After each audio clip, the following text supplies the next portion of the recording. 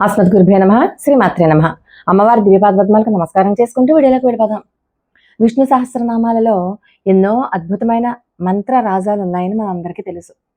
విష్ణు సహస్రనామంలో ఒక్కొక్క నామాన్ని ఒక్కొక్క సమయానికి గనక, అంటే మనకి ఉద్యోగం రావాలంటే ఒక నామం, అనారోగ్యం పోవాలంటే ఒక నామం, అలాగే విపత్కర పరిస్థితులలో ఉన్నప్పుడు ఒక నామం, అలాగే మన భయాన్ని ఎదుర్కొంటున్నప్పుడు ఆ భయాన్ని దూరం చేయడానికి ఒక నామం, అలాగే చెడ్డ కళలు వస్తే గనక ఆ చెడ్డ కళలు రాకుండా చేయడానికి ఒక నామం. ఇలా విష్ణు సహస్రనామంలో మొత్తం అంతా కూడా ఎన్నో రకాలైనటువంటి నామాలు ఉన్నాయి. ఆ నామాలు మనం ఈ వీడియోలో తెలుసుకుందాం. అవి ఎలా జపించాలి, వాటికి ఏమైనా నియమాలు ఉన్నాయా, నియమాలు ఉంటే ఎలాంటి నియమాలు అన్న విషయాలు కూడా మనం ఈ వీడియోలో చూద్దాం. అయితే మనం విష్ణు సహస్రనామాలలో ఉన్నటువంటి ఈ నామాలలో మొట్టమొదట మనకి మామూలుగా అనారోగ్యం చేసింది, డాక్టర్ దగ్గరికి వెళ్ళాం, దాంట్లోనే ఒక నామం ఉంది, వైద్య సదాయోగి వీరహ మాధవ మధు అని ఒక నామం, ఒక శ్లోకం ఉంది విష్ణు సహస్రనామంలో. అంటే మనం మందులు కానీ లేకపోతే వైద్యం చేయించుకోవడానికి వెళ్ళినప్పుడు కానీ మనం విష్ణువును స్మరించాలి. అంటే ఓం విష్ణవే నమః అనుకోవాలి. అంటే మీరు సపోజ్ ఏ హాస్పిటల్‌కో వెళ్తున్నారు, ఒక 5 రోజుల కోర్సు, లేకపోతే వారం రోజుల కోర్సు, లేకపోతే ఇది ఫలానా జ్వరం మీకు తగ్గట్లేదు, ఏదో ఒక అనారోగ్యానికి సంబంధించిన, అంటే అన్ని రోజులు కూడా మీరు ఓం విష్ణవే నమః అనుకోవాలి. అయితే మరి ఈ మంత్రం జపించడానికి ఏ నియమాలు అక్కర్లేదు. ఎందుకు అక్కర్లేదంటే అసలే మీరు అనారోగ్యంతో ఉన్నప్పుడు నియమాలు ఎలా పాటించాలి, ఎలా పాటిస్తారు గనక.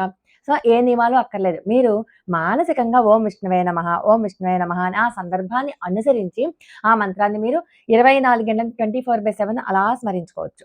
ఇక భోజనం సమయంలో ఒక్కసారి భోజనం మీరు ఎలా చేస్తారు? కాళ్ళు చేతులు కడుక్కుని శుచిగా శుభ్రంగా కూర్చుని ఒకసారి ఆ అన్నాన్ని ఇచ్చినటువంటి పరమాత్మని స్మరించుకుంటాం కదా!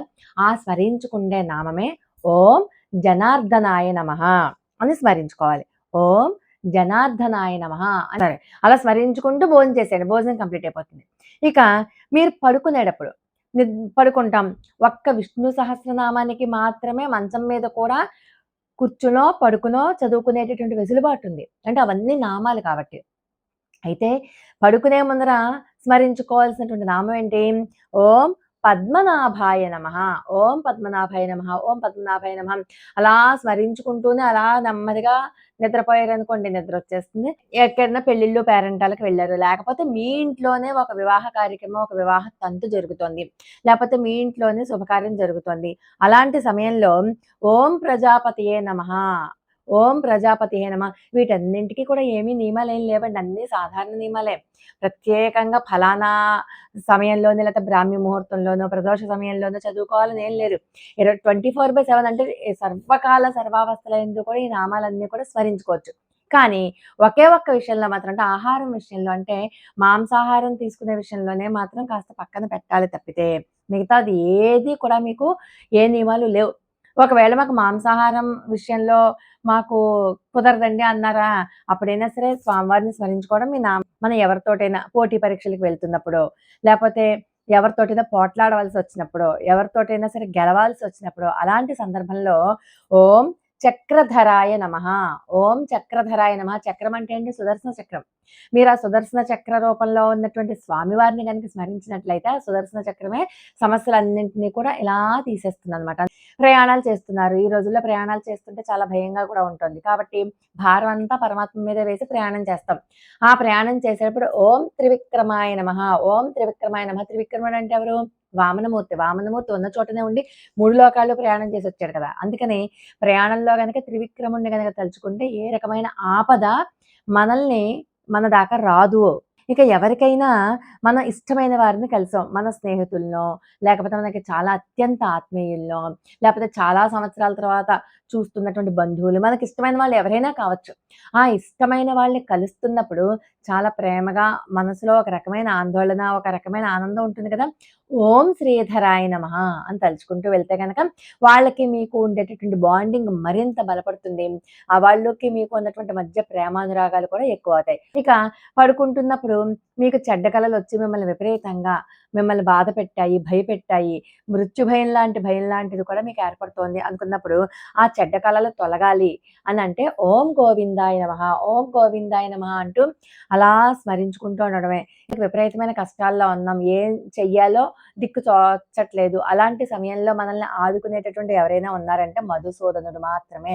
ఓం మధుసూదనాయ నమః మనం స్మరించుకోవాలి. అలాగే మనం ఒంటరిగా ప్రయాణం చేస్తున్నాం, ఏదో మీరు ఒంటరిగానే ఏదైనా ఊరెళ్ళొచ్చు, లేకపోతే తెలియని ప్రదేశానికి వెళ్ళొచ్చు. అలాంటి సమయాలలో మీరు ఓం నారసింహాయ నమః, అటవ్యాం నారసింహశ్చ అంటారు. అంటే తెలియని చోటలకు వెళ్ళినప్పుడు భయపడకుండా ఉండాలి అంటే ఓం నారసింహాయ నమః అంటూ నరసింహస్వామిని మీరు తలుచుకోవాలి. అలాగే ఎక్కడైనా ఫైర్ యాక్సిడెంట్లు జరిగినా, ఇంట్లోనే ఏవైనా స్టవ్ దగ్గర మీరు పని చేసుకుంటూ ఉన్నా, ఏదైనా ప్రమాదాలు జరిగినా అటువంటి సమయాలలో ఓం జలసాయినే నమః, జలసాయినే నమః అంటూ ఆ విష్ణుమూర్తిని జలసాయి రూపంలో మనం కొలుచుకోవచ్చు. అలాగే మీకు ఏ పుష్కర స్నానాలో చేస్తున్నప్పుడు, ఏ నదీ స్నానాలో, లేకపోతే ఏ సముద్ర స్నానమో చేస్తున్నారు. అలాంటి సముద్ర స్నానాలు అవి చేస్తున్నప్పుడు ఓం వరాహాయ నమః అంటూ వరాహస్వామిని తలుచుకోవాలి. ఎందుకంటే ఎలాంటి ప్రమాదం నుంచి అయినా సరే, నీటి నుంచి మీకు కనుక ఏ ప్రమాదమో మీ వరకు రాకుండా వరాహాయ నమః అన్న నామం మిమ్మల్ని రక్షిస్తుందనమాట. ఇక మీరేదైనా కొండకి ఏ తిరుపతో, లేకపోతే శ్రీశైలమో, కాళహస్తో, లేపోతే భద్రాచలమో ఇలాంటి కొండ ప్రాంతాలకు వెళ్ళినప్పుడు అక్కడ రామచంద్రమూర్తిని స్మరించుకోవాలి. ఓం రఘునందనాయ నమః. రామచంద్రమూర్తి కొండలు, గుట్టలు అనక అన్నెన్నో తిరిగి సీతమ్మ వారి కోసం అన్వేషణ చేసి చివరికి రావణాసురుడిని సంహరించినటువంటి విషయాలన్నీ మనకు తెలుసు కదా. ఇంట్లోంచి బయటికి వెళ్తున్నారు, మీరు ఇంట్లో ఉన్నారు అప్పటిదాకా, ఇంట్లోంచి బయటికి వెళ్తున్నారు. ఓం వామనాయ నమః, వామనాయ నమః, వామనాయ నమః అనుకుంటూ వెళ్ళిపోవాలి. ఇంక ఇది తప్ప మిగతా ఏ పనులున్నా సరే ఓం మాధవాయ నమః, ఓం మాధవాయ నమః అంటే ఒక డబ్బు సమస్యలు వచ్చినా, ఉద్యోగం కోసం వెళ్ళినా, ఒక చదువు కోసం వెళ్ళినా, ఏం చేసినా కూడా ఓం మాధవాయ నమః. మాధవ అంటే ఎవరు? లక్ష్మీదేవితో ఉన్నవాడే కదా సాక్షాత్తు. అందుకని చెప్పి లక్ష్మీదేవి కలిసి వచ్చేటటువంటి నామం అనమాట ఓం మాధవాయ నమః. ఈ రకంగా మనం స్వామివారి యొక్క నామాన్ని ఆ సందర్భానుసారంగా కనుక మనం స్మరించుకోగలిగితే దాని నుంచి మనకు పాజిటివ్ వైబ్స్ రావడమే కాదు, వాటి నుంచి మనకి వీలైనంత సహాయం కూడా అందుతుంది. ఈ నామాలు పఠించడంలో ఎటువంటి నియమాలు అయితే మాత్రం అస్సలు లేవు. మీరు సర్వకాల సర్వావస్థలైంది మానసికంగా చెప్పించుకోవడానికి శుచి శౌచం కూడా పాటించిన అవసరం లేదు. కానీ బాహ్యంగా మీరు నోరు తెరిచి మాట్లాడి గట్టిగా కనుక ఉచ్చరించాల్సి వస్తే మాత్రం శుచి శౌచం పాటించాలి. అదర్వైజ్ ఏ నియమాలు లేవు. లోకా సమస్త సుఖినో భవంతు. మరొక అద్భుతమైన వీడియోతో మళ్ళీ కలుసుకుందాం. అంతవరకు నమస్కారం.